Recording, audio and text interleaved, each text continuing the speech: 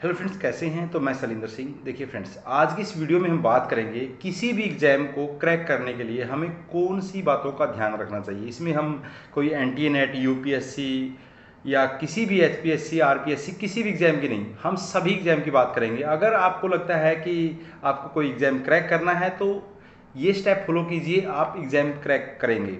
तो सबसे पहले तो डिसाइड योर गोल।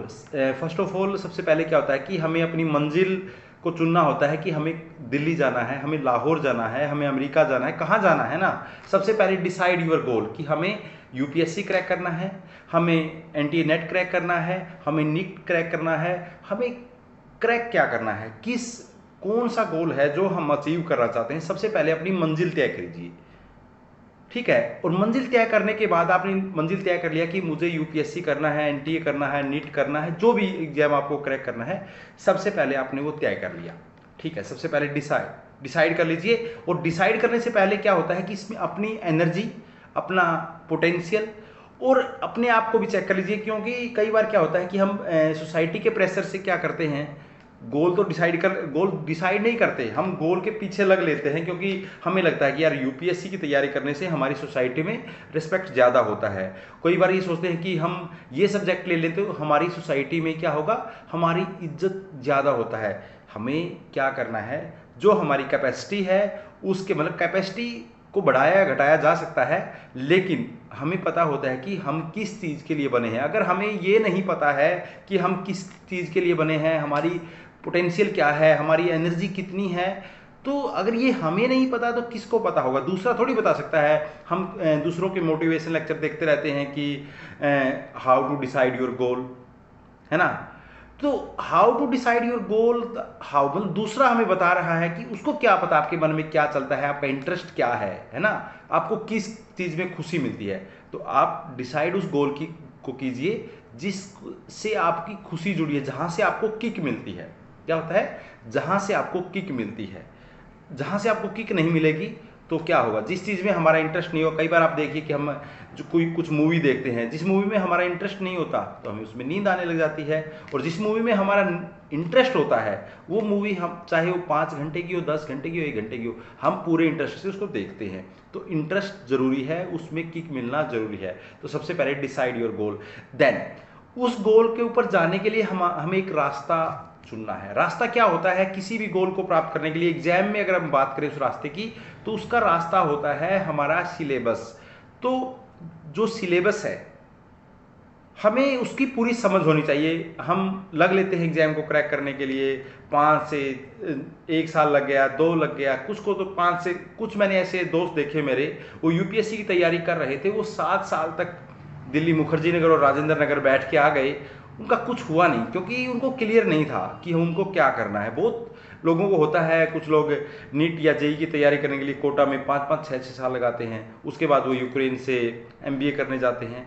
बहुत लोग हैं, कुछ लोग प्राइवेट कॉलेजेस से फिर इंजीनियरिंग करते हैं। तो आपने जो सिलेबस है आपका, आपको उसका इतना अंडरस्टैंडिंग होना चाहिए। मुझे तो ऐसा लगता है कि जिस भी आप एग्जाम को क्रैक करना चाहते हैं ना, उसका सिलेबस आपको ऑन द ऐसे पता होना चाहिए। कोई आपसे कभी भी आधी रात को भी अगर वो सिलेबस आपसे पूछ लेना, तो आपको उस सिलेबस का पता होना चाहिए कि हाँ, ये सिलेबस है, मुझे यही पढ़ना है मुझे। क्योंकि अगर हमें ये पता होगा ना हमें किस मंजिल पे पहुंचना है, तो हमारे अपना दिमाग उसका एक वो चुन लेगा, उसका एक टारगेट बना लेगा और उसी तरफ दौड़ेगा। तो उस रास्ते का हमें पता होना चाहिए कि, क्योंकि फिर उसके बाद हमारा कन्फ्यूजन खत्म हो जाता है। मान लिया आप कई बार किसी एक नए रास्ते पर जाते हैं जिसका आपको पता नहीं है, तो आप गाड़ी की स्पीड है ना, तो चाहे आपको कितनी भी अच्छा वो हो, आप गाड़ी की स्पीड कर नहीं पाएंगे।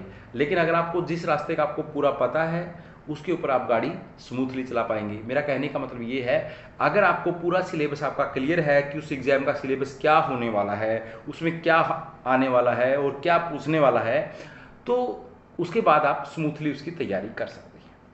अब स्मूथली तैयारी करने के लिए हमारे पास 2 रास्ते होते हैं, एक सेल्फ स्टडी होती है और एक हम किसी भी अलाइड, ये कह लीजिए कि कोचिंग क्लासेज लेते हैं, ऑनलाइन ऑफलाइन, उस एग्ज़ाम के कितनी पॉसिबिलिटी है उसके ऊपर आप निर्णय लेंगे कि आप ऑफलाइन कोचिंग लेंगे, ऑनलाइन लेंगे, या आप सेल्फ स्टडी करेंगे। देखिए फ्रेंड्स, 2 चीज़ें होती हैं। एक सेल्फ स्टडी सबसे ज़रूरी होती है। मैं तो ये मानता हूँ कि जो सेल्फ स्टडी का पार्टीशन इसमें होता है, पार्ट होता है, वो 80% होता है एटलीस्ट। सेल्फ स्टडी जो अपना रोल कंट्रीब्यूट करती है वो कितना करती है, वो 80% किसी भी एग्जाम की तैयारी में। अगर आपकी सेल्फ स्टडी नहीं है तो आप ये मान लीजिए कि आपका 80% रिजल्ट तो आपका नेगेटिव है। तो आप 80% सेल्फ स्टडी के ऊपर ही डिपेंड करते हैं। जिसका सेल्फ स्टडी सही है तो वो अपने एग्जाम को क्रैक कर सकता है। लेकिन ज़्यादातर लोग क्या करते हैं, ज़्यादातर लोग रहते हैं डिपेंड दूसरों पर, यानी जहां हमें 20% समय देना चाहिए, 20% की ही हेल्प हमें वहां से मिल सकती है, 80% की सेल्फ स्टडी से मिली। हम ज़्यादातर आजकल हम देख रहे हैं कि हमारे चारों तरफ भरमार है।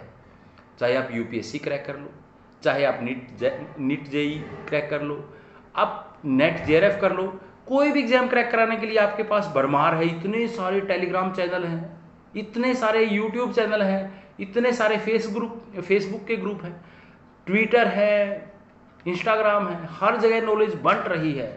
ये सारी जो नॉलेज है क्या कर रही है, ये सारी नॉलेज आपको डिस्टर्ब कर रही है, डिस्टर्ब। तो आपको इन चीज़ों से दूर रहना चाहिए। आपको चीज़ें उन्हीं चीज़ों के साथ इन्वॉल्व रहना चाहिए जो आपको सीधा सीधा क्या करेंगी, बेनिफिट देंगी, है ना। एक आप मान लिया आप यूपीएससी की तैयारी कर रहे हैं और आपने 50 ग्रुप यूपीएससी के टेलीग्राम पे ज्वाइन कर लिए, फेसबुक पे ज्वाइन कर लिए, उसका फ़ायदा क्या होगा, वो आपके समय को खा जाएगा। क्या कर लेगा, आपके समय को खा जाएगा और आपको हाथ कुछ नहीं लगने वाला है। तो सबसे पहले तो जितना भी आपका ये सोशल मीडिया है ना, इसमें सेलेक्टिव सोशल मीडिया आपके पास होना चाहिए। ज़्यादा इनके चक्कर में हमें नहीं आना चाहिए। बहुत सेलेक्टिव यूट्यूब चैनल देखने चाहिए, बहुत सेलेक्टिव हमें जो टेलीग्राम चैनल है उनको ज्वाइन करना चाहिए। नहीं तो और फेसबुक को तो मैं ये मानता हूँ, एक आध कोई अच्छा ग्रुप मिले तो उसको रख लो, फेसबुक को तो डिलीट कर देना चाहिए इसमें से, अपने फ़ोन में से, क्योंकि इतना डिस्ट्रैक्शन फेसबुक हमें देता है। शॉर्ट वीडियो हम पूरा दिन देखते रहते हैं। तो अपना जो मैंने बताया कि सोशल मीडिया इसमें कितना कंट्रीब्यूशन, इनको चीज़ों को डिसाइड कर लीजिए कि कौन सी चीज़ आपको सीधा बेनिफिट करती है। हाँ, सेल्फ स्टडी के ऊपर ध्यान दीजिए। दूसरा, इसके बाद जो आप स्टडी मटेरियल है, स्टडी मटेरियल का सबसे बड़ा कंट्रीब्यूशन होता है कि हम किस तरह का मकान बनाएंगे। उसमें सबसे बड़ा योगदान किसका है, ईंटों का है, कंक्रीट का है। तो जो स्टडी मटेरियल है उसको सेलेक्ट कर लीजिए इन द बिगनिंग, और उसके बाद बार बार चेंज मत करिए। मैं हमेशा इस बात को बोलता हूँ, कम किताबें पढ़ो लेकिन बार बार पढ़ो, कम किताबें पढ़ो बार बार पढ़ो। तो सबसे पहले क्या करना है आपको, एक बार डिसाइड कर लिया कि मेरा ये मोटा मोटा ये मैं मैगजीन पढ़ने वाला हूँ, ये मैं बुक्स पढ़ने वाला हूँ, बस। आप कोई भी एग्जाम की तैयारी कर लो, उसके ज़्यादा ये बल्क नहीं पढ़ना है हमें, बल्क नहीं पढ़ना। जितना कम पढ़ेंगे, बार बार पढ़ेंगे, अच्छा कर पाएंगे। हम क्या करते हैं, हम बल्क में फंस जाते हैं। डेली की हमारे पास नई मैगजीन, किसी के हाथ में दूसरी मैगजीन देखिए, अरे मैं दर्पणी में आज ये पढ़ देता हूँ, आज मैं ये पढ़ देता हूँ, आज मैं ये पढ़। डेली की मैगजीन, नई मैगजीन लेने की जरूरत नहीं, एक मैगजीन मतलब बेनिफिटेड रहेगी, वही बार बार उसी को पढ़ो। दूसरा, यही सेम बुक्स में है। देखिए, आप एक बुक्स पढ़ लो या उसी टॉपिक के ऊपर 10 बुक पढ़ लो, उसमें मोर और लेस ज़्यादा स्टैंडर्ड जो बुक है, सिलेक्टिव है। लोग पागल नहीं हैं जिसको रिकमेंड करते हैं। मान लिया जैसे फॉर एग्जांपल आईएएस की में पॉलिटी के लिए लक्ष्मीकांत को रिकमेंड करते हैं, तो लक्ष्मीकांत को बार बार पढ़ो, इसमें क्या वो है ना। हिस्ट्री में अगर मान लीजिए कोई मणिकांत के नोट्स को वो करता है तो मणिकांत को बार बार पढ़ो। इंग्लिश ज्योग्राफी में माजिद हुसैन को करते हैं तो माजिद हुसैन को बार बार पढ़ो। उसकी सेम टॉपिक पे 10 किताबें माजिद हुसैन से फिर कोई और भी अच्छा माजिद हुसैन ने लिख रखा ना, उसी के ऊपर विश्वास करो। तो ट्रस्ट करो, आपने जो सिलेक्ट कर लिया, जो आपने जो सिलेबस जो बुक सेलेक्ट कर ली, स्टडी मटेरियल सेलेक्ट कर लिया, उसको बार बार चेंज मत करो, चाहे आप किसी भी एग्जाम की तैयारी कर रहे हैं। अब वो एग्जाम है जो उसका नेचर क्या आने वाला है, इसको समझो। उसको नेचर को कैसे समझोगे, मैं हमेशा बोलता हूं कि आपका जो प्रीवियस ईयर में एग्जाम हुए हैं उनका पेपर से ही हम उस पेपर के नेचर को समझ सकते हैं, उसके नेचर को समझ सकते हैं।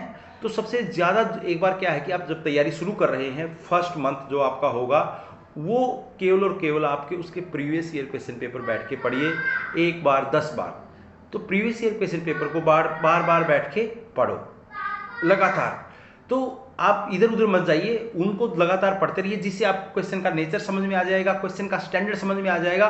और दूसरी बात क्या है, जिस सिलेबस से आप जहाँ से आप पढ़ना चाहते हैं वो हमें समझ में आ जाएगी, कहाँ से क्वेश्चन बार बार आते हैं, कौन से इंपॉर्टेंट टॉपिक हैं।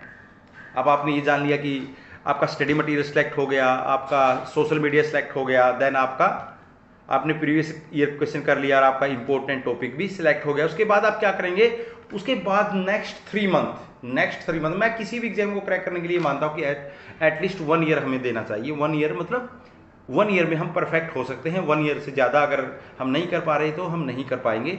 तो 1 ईयर मोर देन सफिशियंट होता है किसी भी एग्जाम को क्रैक करने के लिए। आप दुनिया का कोई भी एग्जाम क्रैक कर सकते हैं 1 ईयर अगर आप उसको देते हैं। तो उसके बाद आप क्या करेंगे, नेक्स्ट 3 मंथ बैठ के आराम से उस सिलेबस को पढ़ेंगे, पूरा सिलेबस पढ़ेंगे, A to Z सिलेबस को पढ़ेंगे, अच्छे से समझेंगे और साथ साथ में क्या करेंगे, अपने सेल्फ नोट्स बनाएंगे। आप दिल्ली मुखर्जी नगर से जाके, राजेंद्र नगर से जाकर, कहीं से भी जाकर आप वो नोट्स नहीं लेके आ सकते। नोट्स जब तक आपका सेल्फ नोट्स नहीं बनेगा उसके बिना काम नहीं चलेगा। तो जाइए और अपना सेल्फ नोट्स बनाइए। जब आपने एक बार सेल्फ नोट्स बना लिया, आपका एग्जाम क्रैक होगा, डेफिनेटली होगा। अगर आपने पूरा सिलेबस का सेल्फ नोट्स बना लिया, कोई आपके एग्जाम को अब क्रैक नहीं होगा, आपका टॉप में रिजल्ट आएगा। लेकिन हम क्या करते हैं, हम PDF गूगल से डाउनलोड कर लिया, टेलीग्राम से डाउनलोड कर लिया, इधर से डाउनलोड कर लिया, उधर से डाउनलोड कर लिया, इनमें कुछ नहीं रखा है।